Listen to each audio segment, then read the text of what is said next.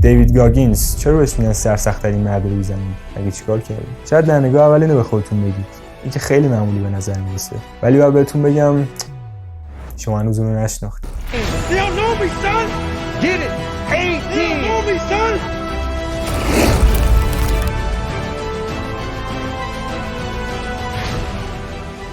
Retired Navy SEAL David Goggins is described as the toughest man on the planet.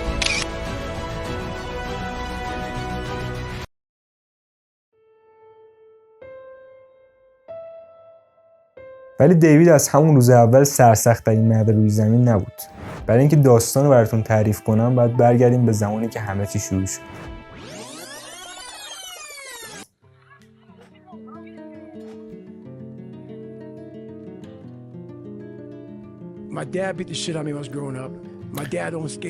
این صدای خود دیوید داره صحبت میکنه.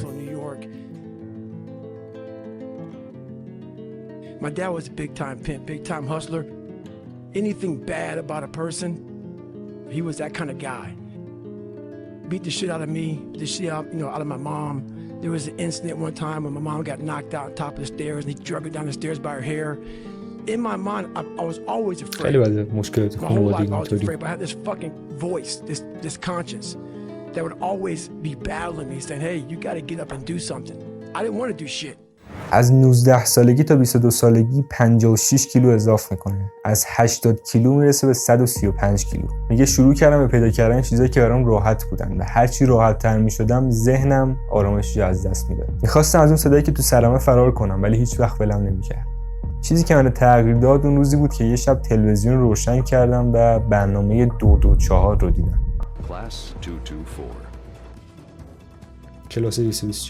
You get treated like the absolute lowest form on earth, and you really got to find it within yourself to say, you know I can do it, I know I can finish it, I know I can do anything they throw at me. That's where it builds character. You find out if you got it in yourself. I watched the show, and it made me reflect big time on the piece of shit that I am, and I'm exactly what people said I was going to be. I was watching these guys going through Hell Week. I had to man up, and I said, the first thing I got to start doing is facing every fucking fear I have.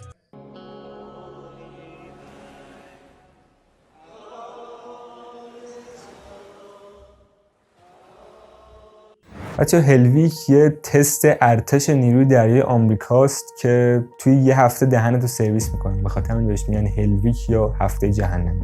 عین جهنم واقعا. توی 6 روزی 3 ساعت میخوام و بقیه‌اش عذاب. خیلی دوست دارم منم یه روزی برم ثبت نام کنم. البته تا وقتی سربازی هست که رو هلویک. دیوید میگه میدیدم خیلیا واسه تست زنگوله رو میزدن و تسلیم میشدن. ولی اونایی که موندن اونا مردای واقعی بودن که تونستن به اون سختی‌ها غلبه کنن و این انعکاس داد به کل زندگی. رنگ پوستم، قدرت یادگیریم، بابام. و خب یه مدت یه جا نشسته بودم و با خودم گفتم هیچ کس قرار نیست بیاد کمکم کنه و اولین کاری که کردم این بود که گفتم باید با ترسام روبرو بشم. رفتم برای هلویک ثبت نام کنم. So I started calling recruiters up. I said I'm going to go be a fucking Navy SEAL. There's a weight and height limit to get in the military. And I was 6'1" and 297. And I called this guy named Steven Salge. 6'1" میشه 183. He saw me, put me through the weight standard, all this other stuff, and to get into the class I had to get into, I had to lose 106 pounds in less than 3 months. So I was like, fuck that, I can't do that. I grabbed my chocolate milkshake and went back to Ecolab, where he sprayed for cockroaches. I'm going back to work, man. This is my life. دیوید موقع شغلش اسپری کردن سوسکای فاضلاب بود و کمتر از $1000 ماهیانه بهش میدادن. $1000 شاید برای ما زیاد باشه ولی خب اونور پول کمی حساب میشه. چند روز میشینه با خودش فکر میکنه، از شغلش استعفا میده و تصمیم میگیره برای اولین بار بدوه. میگه میخواستم 6 کیلومتر بدوم ولی حتی موقع نمیدونستم 6 کیلومتر چقدر میشه. شروع کردم به دویدن، 500 متر دویدم، خسته شدم، برگشتم خونه، نشستم رو مبلم و گریه کردم. I said, man, I can't fucking do this shit. I don't know what I'm gonna do. And my mind just kept fucking with me. And kept fucking, you're not good enough, man. This isn't for you, man. These guys are the baddest motherfuckers on the planet Earth. You're not that. How do you move forward?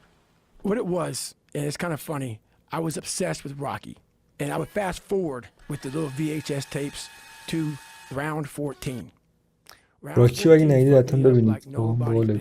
یه فیلم سینمایی چند تا قسمت داره.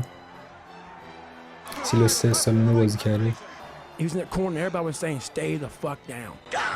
Down, stay down. Apollo dancing around with his arms in the air. And him getting up, Apollo Creed raised his arms up in the fucking air, turned around, thought he won the fight. He turns around and sees this guy getting up, and it was the face of Apollo Creed that changed my life. Apollo Creed. The face of Apollo Creed. It was Creedم like باله. just by that Creed در از motherfucker getting پسر up, اینه که not تو winning, فیلم بازی just by میکنه. him getting the fuck مایکل up, بی جونیور Rocky had خیلی taken من his soul. باله. بدنش خیلی Had خفنه. literally taken his soul. His head goes down. He looks at him like, what the fuck are you? I wanted to be that. I wanted to be the guy that people looked at. I don't care if you liked me or didn't like. I don't care.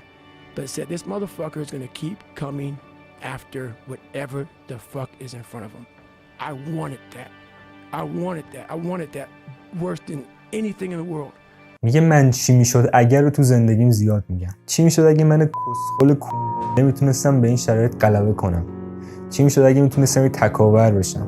همونجوری که رو مبلم نشسته بودم با خودم گفتم آخه کی با 135 کیلو وزن که حتی نمیتونه درست شنا کنه اصلا تخمش داره بلند شه از شغلش استعفا بده و همه چی رو بذاره برای خودش.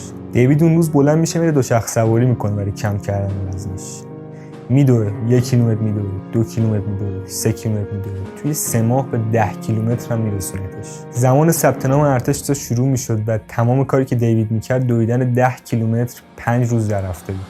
So it's how I started talking to myself and putting myself in a whole different category, and that would fuel me the next day. And I just kept using that as fuel. No one would do this shit. No one would do this shit. You're the baddest motherfucker around. You're the baddest motherfucker ever lived. I just kept fueling me with the right kind of message that I needed to hear that I was never telling myself. But I started realizing this is part of the process. This is part of the journey versus just saying, like I used to, I'm just not good enough. We always say that shit. I'm just not good enough, and then we try something else. I'm gonna fucking make myself good enough. And that became my mentality. I had to invent a guy that didn't exist. I had to invent a guy that can take any pain, any suffering, any kind of judgment.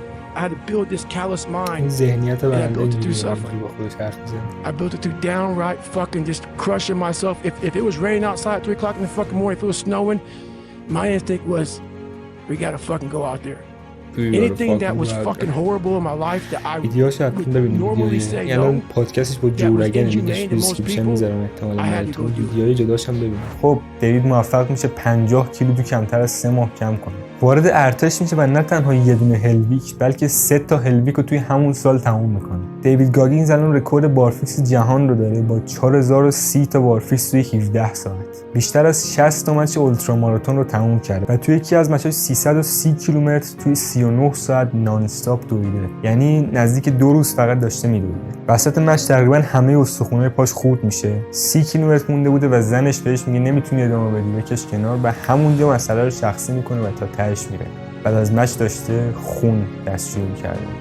اگه تا اینجای ویدیو خوب بود حتما لایکش کن. دلیل شرکت تو این الترا ماراتونش هم جالب بوده. یکی از دوستای ارتشش توی افغانستان میمیره، می‌خواسته یاد و خاطرش رو یه جوری زنده نگه داره، بخاطر همین 330 کیلومتر رو میره. یه کتاب نوشته به اسم کانت هرت می یا نمیتونی من آسیب بزنی که نخوندمش ولی خیلی دوست دارم بخونم. خیلی نمره‌اش خوبه، بیشتر از 4 میلیون کپی فروخته و تو کتابش اشاره می‌کنه که بیشتر ما داریم فقط از 40% قابلیتمون استفاده می‌کنیم. دیگه هرچی میرفتم جلوتر می‌دیدم درهای جدیدی برام باز میشه. می‌فهمیدم پتانسیل من بی‌نهایته.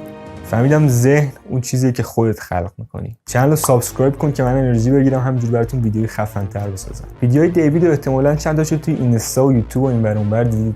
الان سخنرانی انگیزشی میکنه. اگر ندیدید حتما یه سرچ تو یوتیوب بزنید دیوید گاگینز ویدیوها رو براتون میاره. این بود از داستان سرسخت‌ترین مرد روی زمین. اینم یه ویدیو دیگه منه، یه زندگی‌نامه از اندرو تیت ساختم که احتمالاً از اون ویدیو خوشتون میاد. تا یه ویدیوی دیگه stay hard.